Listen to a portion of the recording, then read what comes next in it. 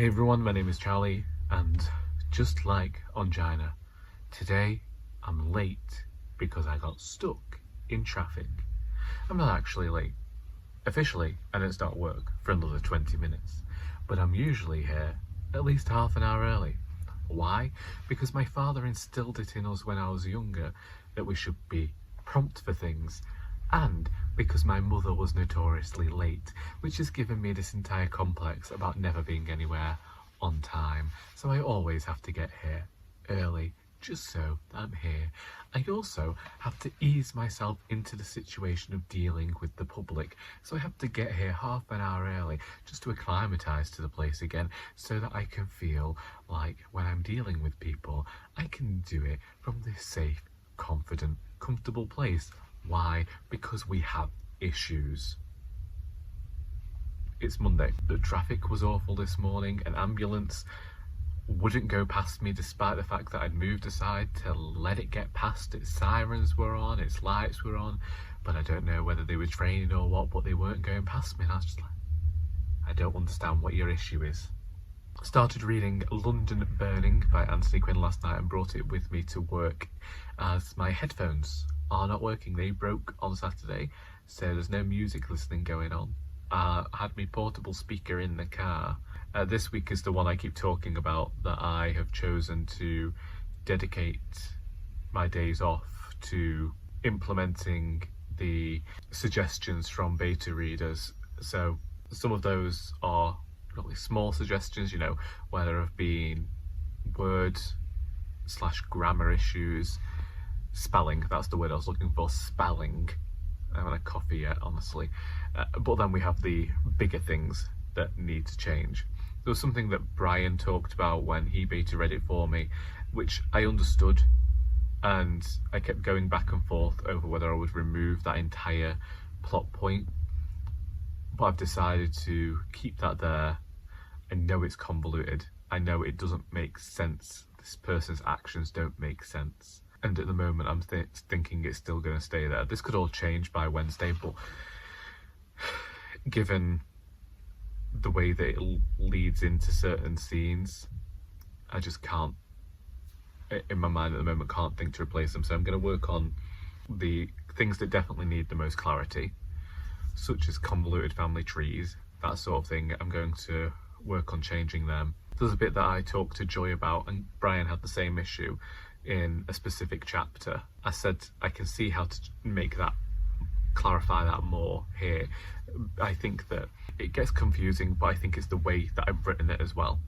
As in, it reads confusing because it's written that way, and it needs to just be smoothed out, is what I think. So hopefully I can do that. I'm hopeful.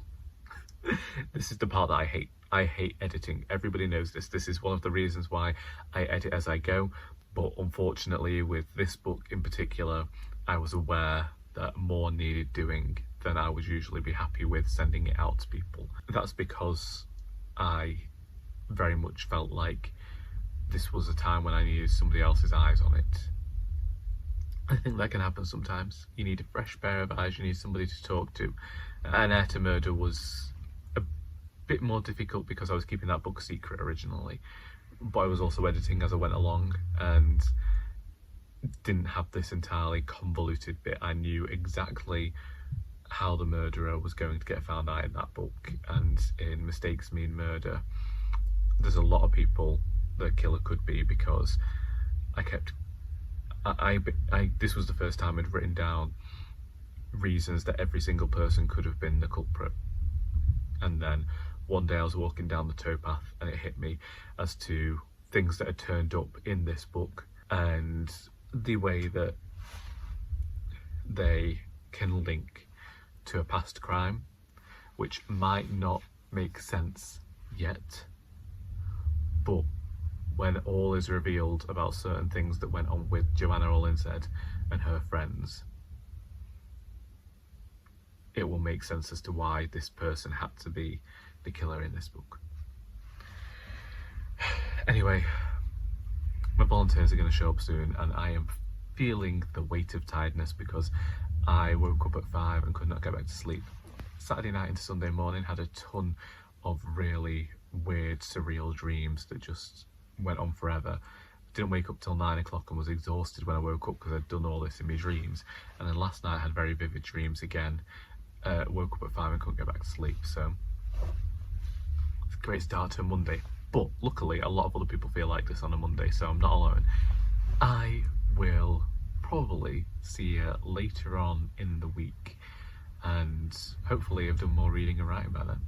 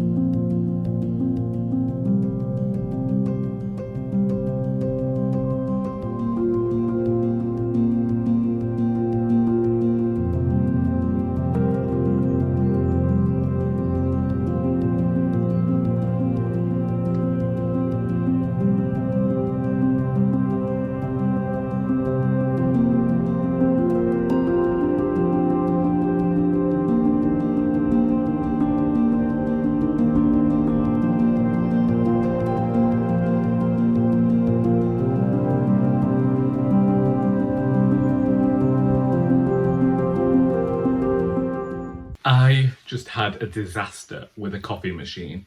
Also, not enjoying my hair today, so we'll have to sort that out. I have been wanting a proper coffee for a while.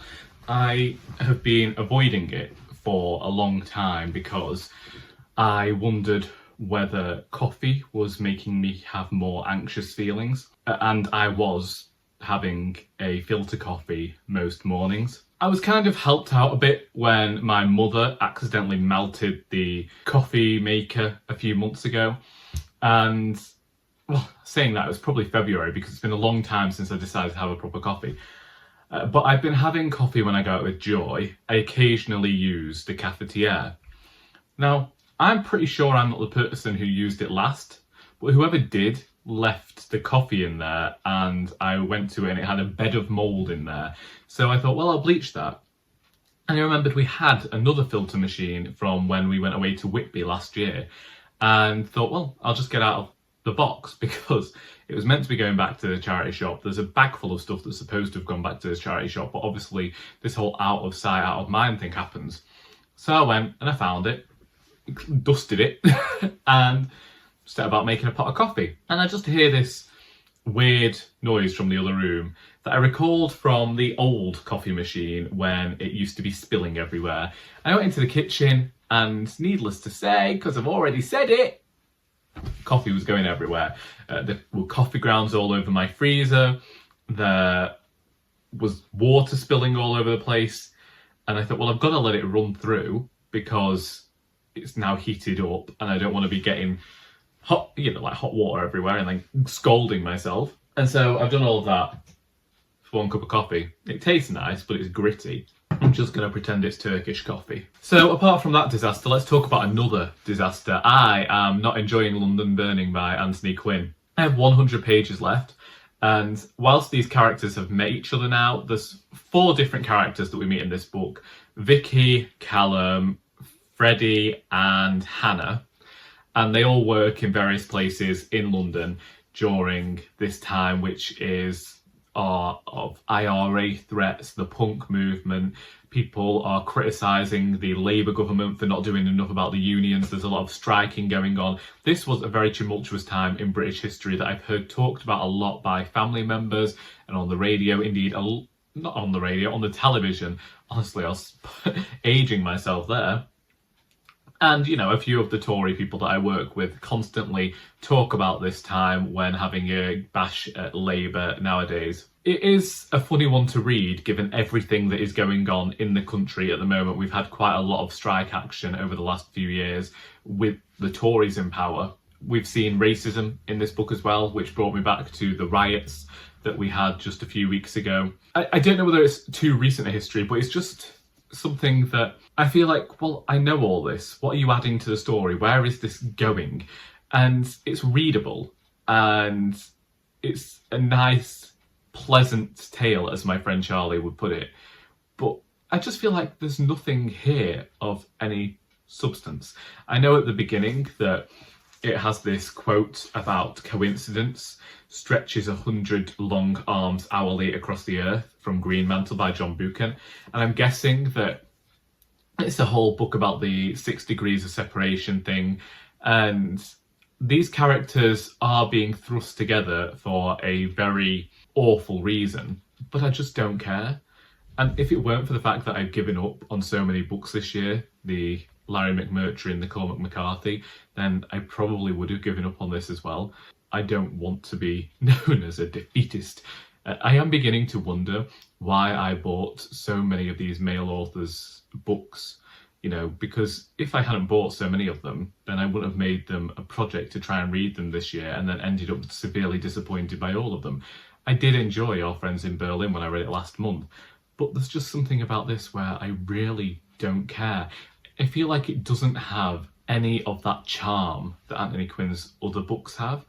And I didn't like how the character of Freddie Selves, basically, they're driving through one of these riots and his driver gets attacked for being black, and there's racist language, and Freddie gets out, who's been the villain of the piece so far, and punches a few of the people who are attacking his driver, and then gets back in the car, and it's a great white saviour moment.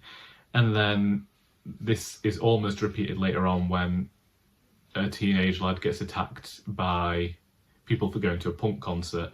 His sister is Vicky, who is one of the other characters, and so all of them are interweaving in different ways, but the story at 220 pages in really hasn't got going yet. I know that my volunteer was disappointed by the ending of this book, that she didn't think that it was the best of Anthony Quinn's works, and I'm beginning to see why. I can kind of cope with there not really being a plot with Anthony Quinn, because that's what I found with Freya and Eureka. You were more there for the characters and their stories. I really just don't care for this book. But hey, I've got 100 pages left and I'll probably do that today.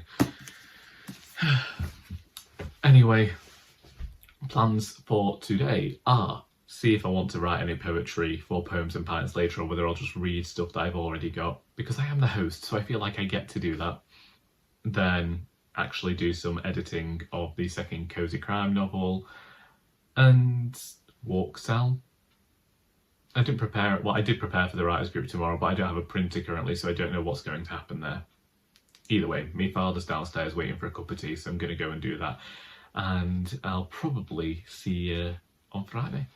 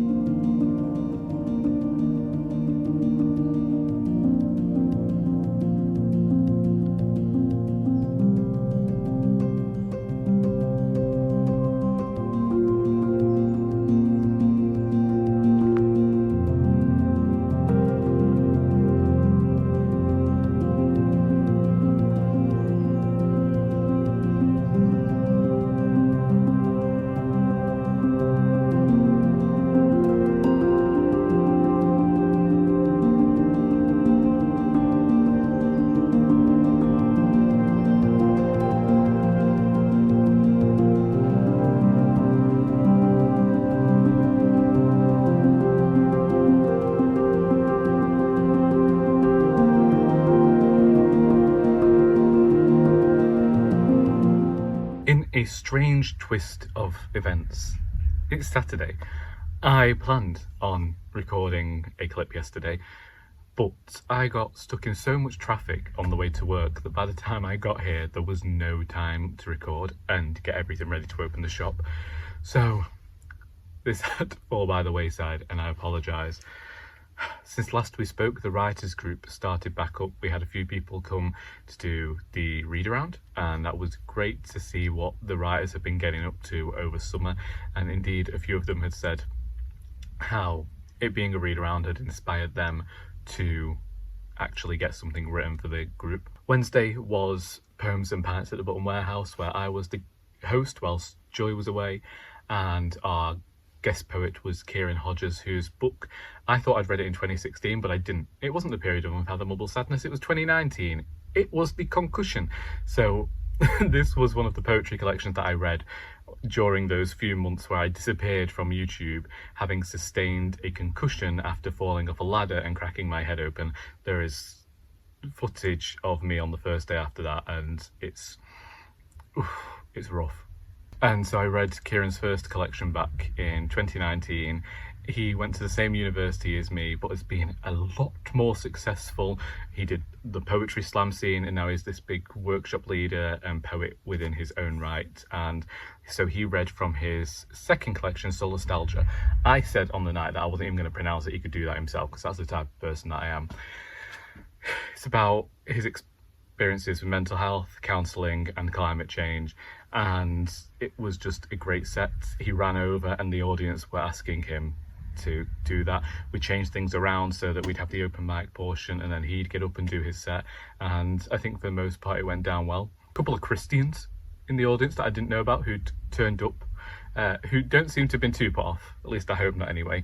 If they have, what can I say? It's a multicultural environment and we welcome poets of all sorts. I mean, that's the only reason I'm able to go in there.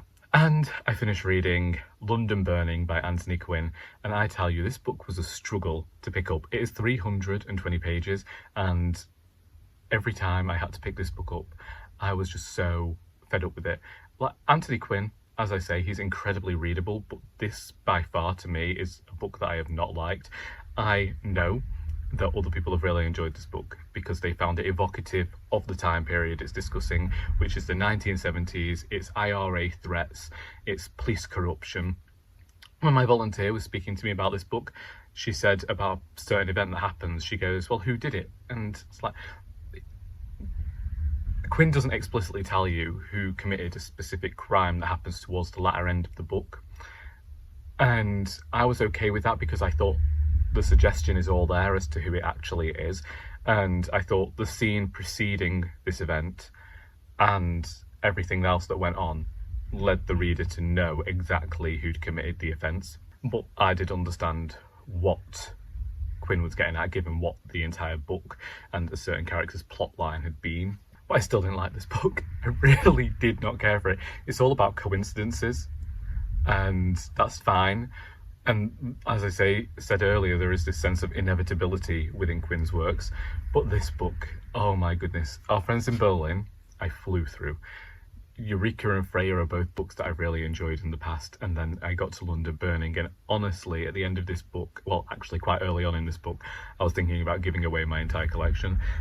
It's like, I'm calling it the Larry McMurtry effect or the Cormac McCarthy effect, because any one of the male writers whose books I've stocked up on my shelves, I've either thrown all of them away this year or I've just not wanted to read them. And I don't know whether it's because my tastes have changed, because I've always favoured women writers over male writers, but then there've always been the few that have crept in there.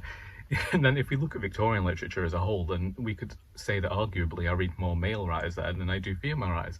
It's a minefield.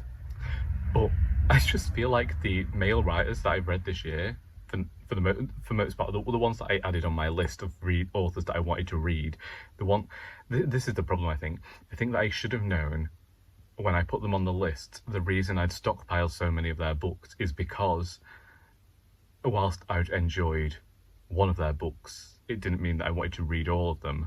But I'd gone through this thing of if I'd found them in a charity shop, or thinking, well, I like that one, let's try all these others. Apart from David Mitchell, I think it's also because we're getting towards the end of this whole thing of me reading all the books from my shelves, and I'm eager to go out and buy some more books, and I'm eager to explore books that I got for my birthday and that sort of thing, and just read other things that weren't the books that were on my shelves at the start of the year. And I've become very quick to unhaul and quick to recognise what I don't like in fiction, and so that's led to a lot more DNS and a lot more books being taken from my shelves. I think that that's also one of the things, but as I approach 0 unread books on my shelves, not the Anthony Trollops or the Doctor Who books, you know, they're an entirely different TBR, but the ones that were on my shelves at the start of the year, as I reached the point that I've either finished or unhauled them, I'm like, can we make this go a bit quicker, please? That being said, I'm not actually reading anything at the moment. That's this week, really. Over the next week, I do think I'm going to do a discussion about how I seem to become a 1 book a week person, and I'm not sure how I feel about that. If you've read anything by Anthony Quinn and would like to discuss either London's Burning or any of his other books, then please feel free to do so in the comments. Alternatively, just talk about anything that I've talked about in this video. What have you been up to this week? Have you written a poem? I hope that you have enjoyed this video, because until next time, that is all.